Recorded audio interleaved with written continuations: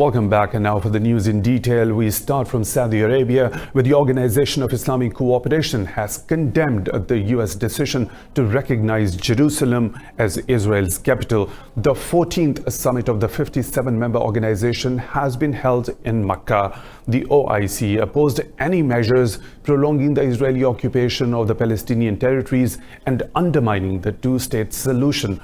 The final statement also condemned the persecution of Rohingya Muslims in Myanmar and urged a halt to the violence. It expressed great concern over the world's growing Islamophobia.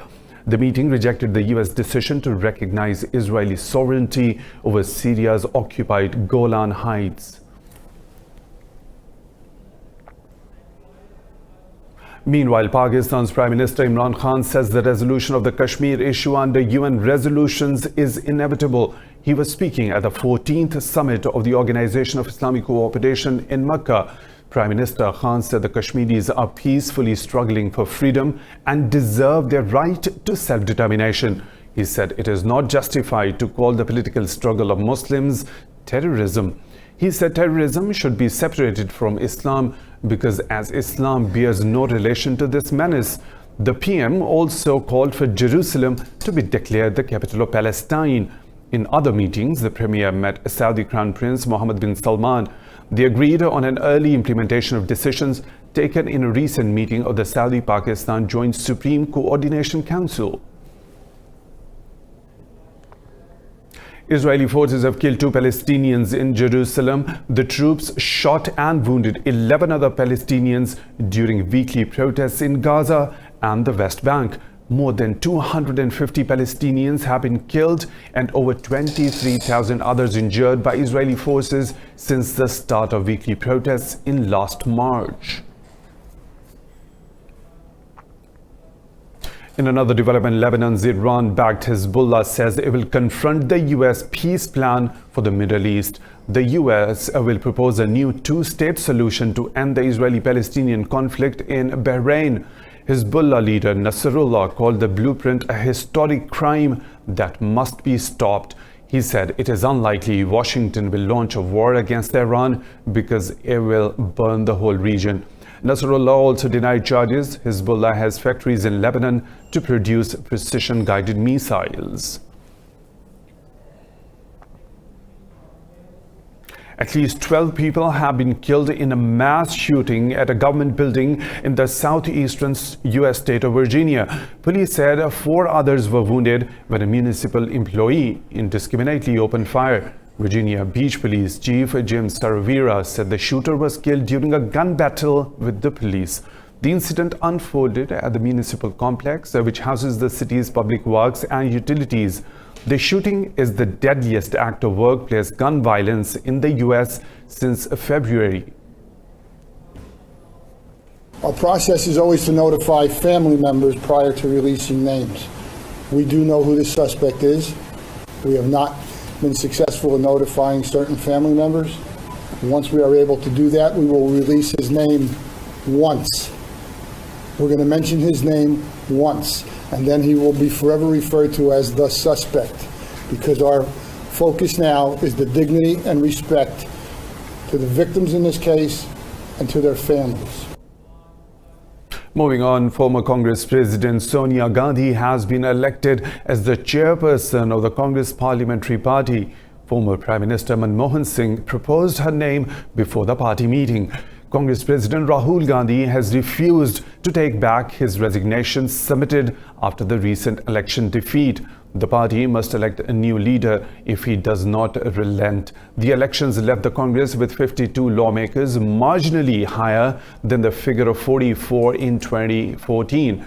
But it is 3 members short of qualifying for the post of leader of the opposition in Lok Sabha.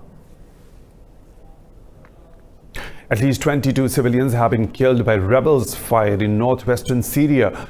War monitors say 10 children are among the victims of the latest spike in violence in rebel-held Idlib province. Syria's de-escalation zone, which takes in Idlib, Hama and Aleppo, has suffered multiple breaches of the ceasefire by the combatants. This buffer zone was created by Turkey and Russia in the late September to avert a government offensive.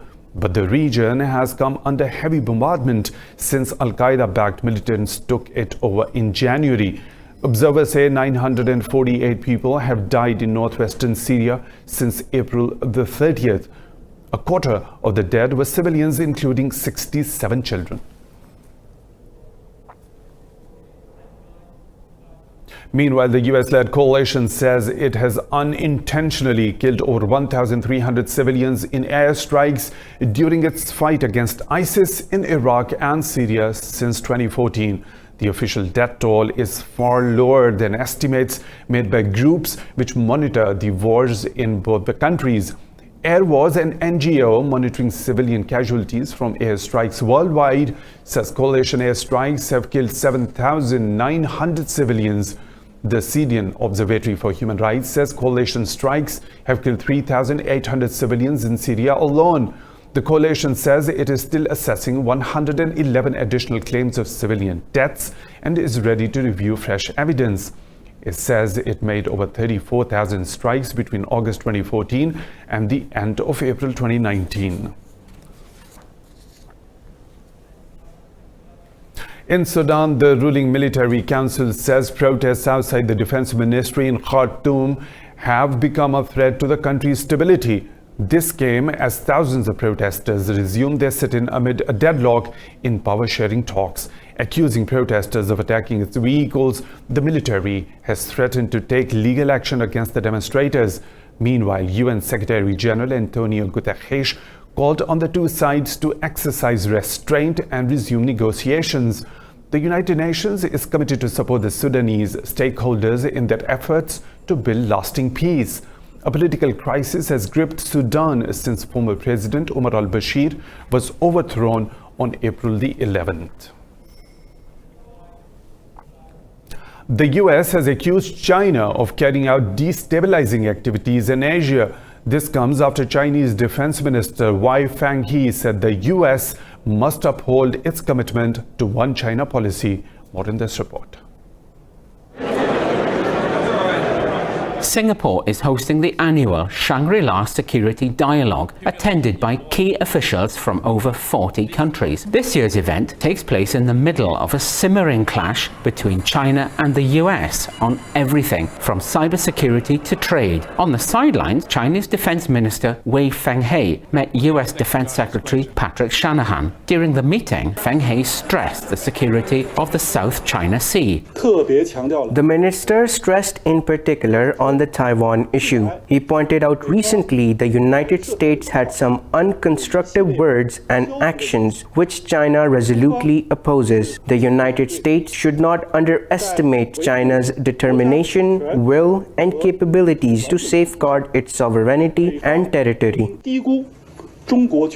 Shanahan replied by accusing Beijing of destabilizing Asia, saying the US will not ignore Chinese behavior. Perhaps the greatest long-term threat to the vital interests of the states across the region comes from actors who seek to undermine rather than uphold the rules-based international order.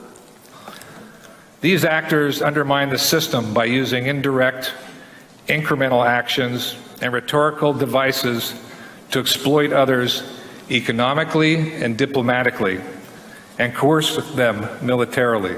Against this background, Singapore's Prime Minister Lee Hsien Loong has pressed China and the US not to pressure small countries into taking sides.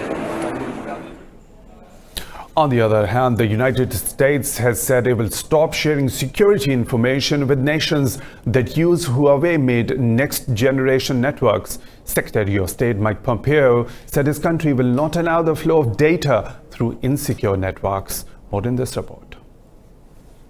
In a time of distrust and mutual suspicion, US Secretary of State Mike Pompeo has kicked off his European tour. His first appointment is Germany, making up for a cancelled visit in early May. There, he warned of massive costs if the US can't have confidence in Germany's communication network. Pompeo was speaking after meeting his opposite number, Heiko Maas. The Secretary of State said the US could begin withholding data on citizens or on national security. We also had conversations today about other elements of China. We've been pretty clear about how we view the risks connected to Huawei and 5G infrastructure. The Internet of the future must have Western values embedded within it. Pompeo also urged Germany to ban Iranian-backed Hezbollah and boost military spending. We're also open to get Germany's help. We talked about this today and recognize Hezbollah as a unified entity and banning it from Germany, as our ally, the United Kingdom, did this year. The US is at odds with its German allies on a host of issues, from trade to military spending and non-nuclear proliferation. Algerian police have arrested dozens of people ahead of the weekly protests against the country's rulers. Hundreds of protesters gathered in Algiers for the 15th consecutive weekend to keep the pressure on the caretaker government. On April the 2nd, the protest movement forced the long-lasting president Abdulaziz Bouteflika to step down. An interim president has been appointed by the parliament, which has set July the 4th for the country's postponed presidential election. Demonstrations have continued to press demands for an overhaul of Algeria's political system. In Thailand, both houses of the Thai parliament will vote to elect a prime minister on June the 5th. The votes in the House of Representatives and the Senate will officially restore civilian rule after 5 years of military government. A prime minister will need the support of at least 376 members of both houses of the parliament. Junta leader Prayut Chan-o-cha, who came to power in 2014 coup, is seen as favorite with support in the upper house. The recently held general election was a setback to junta supporters who claim a democratic front wants to keep the military out of politics. More stories to follow right after a short break. Stay tuned with Indus.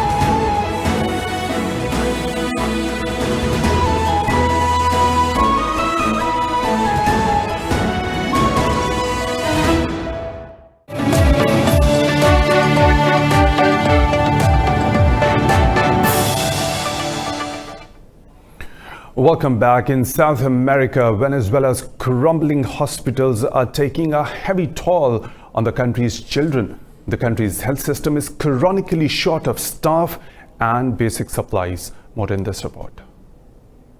Venezuela is going through an economic meltdown. This chaos has badly affected the country's healthcare system. Hospitals in Venezuela are barely functioning, and children are among its hardest hit victims.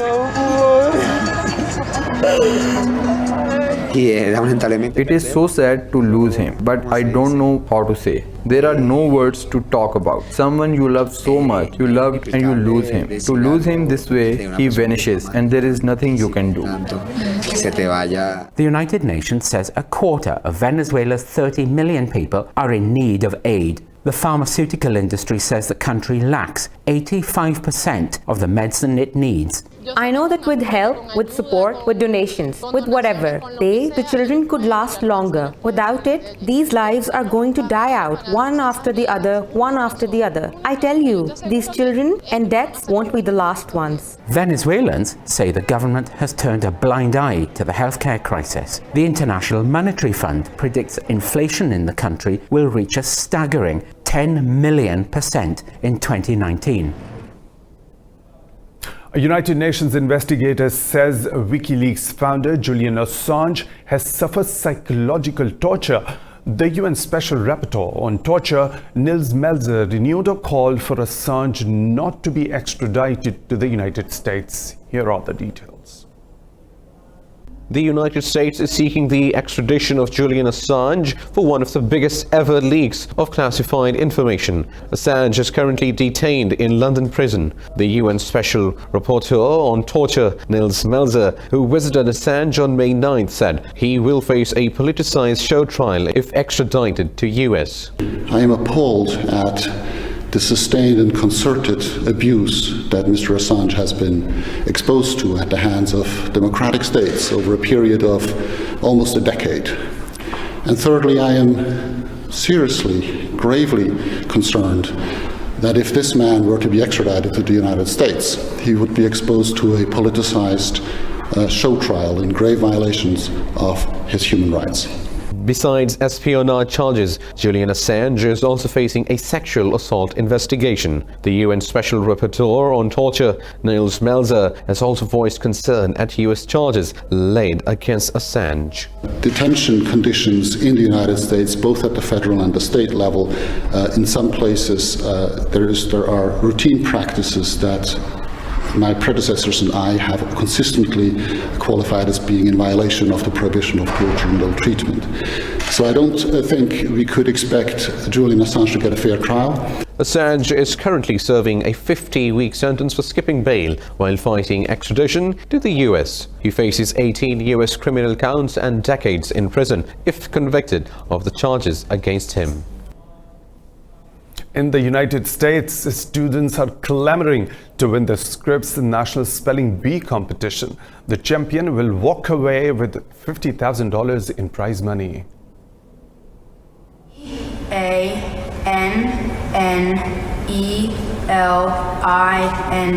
cannellini. Spellings act as a pivot in any conversation or sentence, as a wrongly spelled word can change the whole context of a discussion. Not only intelligence, but correct spelling of a word can also bring praise. Out of 550 spellers, only 50 students made it to the finals, and the students are feeling the pressure while preparing for the coveted slot. C-O-U-R-G-A-N,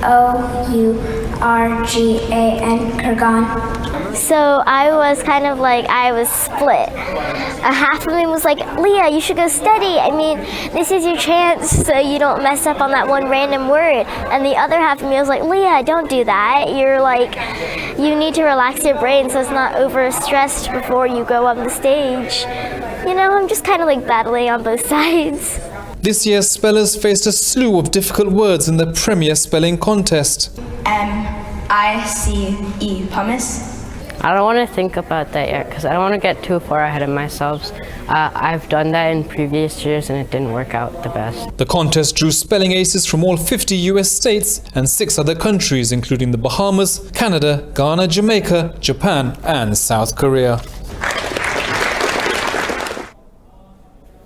Well, small businesses in Mexico are finding ways to turn a foul-smelling seaweed into something useful. Innovation is turning the putrid algae into useful, eco-friendly products. How are they doing these activities? Let's take a look at this package. The unwelcome visitor has plagued the beauty of Yucatan Peninsula, which separates the Gulf of Mexico from the Caribbean Sea. The thick seaweed turned the crystalline water brown and filled the air with rotten egg smell. But instead of surrendering to the problematic seaweed, a group of young entrepreneurs decided to make sustainable products that turned this seaweed into livestock feed and fertilizer, as well as creams and other cosmetics. I decided to not worry but to get busy instead and turn this into a virtuous cycle. What does that mean? By cleaning the beaches, creating jobs, and starting to build sargassum bricks.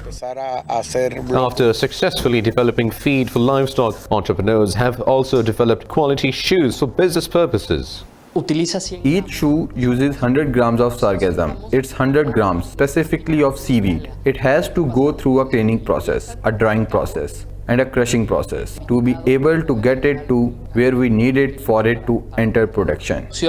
Entrepreneurs are now striving to develop food products for human consumption.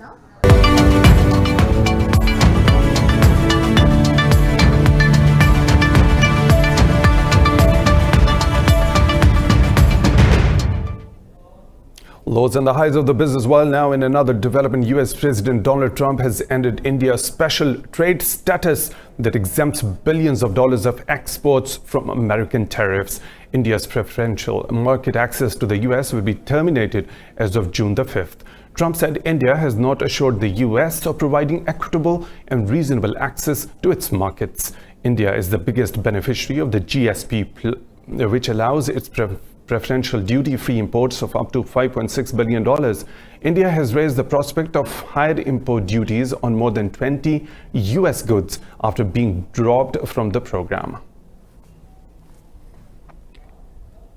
An increase in Chinese tariff on $60 billion worth of US goods has taken effect. Washington has already imposed higher tariffs on $200 billion worth of Chinese goods. Earlier this month, Beijing announced it would retaliate with increased duties on the US imports. The world's two economic giants have been locked in a trade war for much of this year.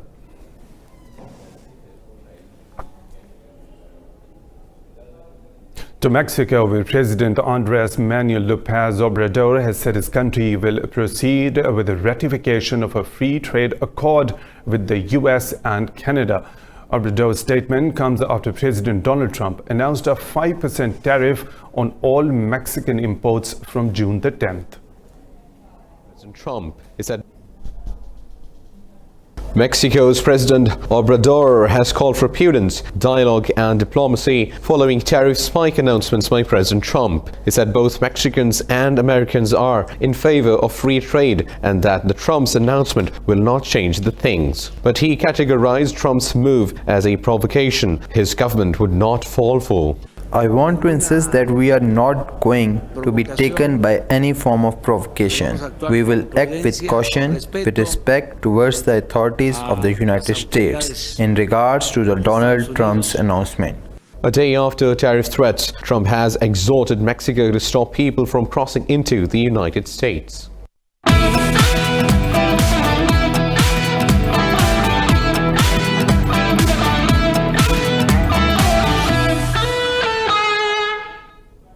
What is going to happen in the ICC World Cup today? New Zealand and Sri Lanka are set to face each other in their first match of the Cricket World Cup 2019. Meanwhile, Australia will meet Afghanistan at Bristol on the third day of the event. Australia's captain Aaron Finch has referred Afghanistan as a dangerous side. Yeah, they're a dangerous side. They're very dangerous. We've seen around the world some of the performances that their players are putting up in very strong domestic competitions. It's like I said, if you take your foot off the gas for a second, they'll hurt you, and you still have to play at your absolute best to beat them.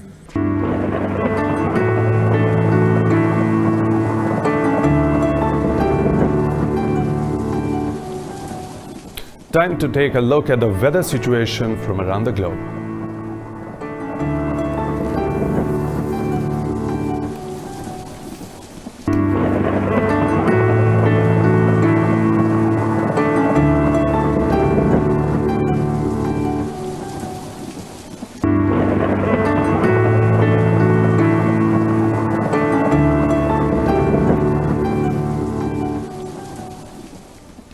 And that's all for now. Thank you for watching Indus News.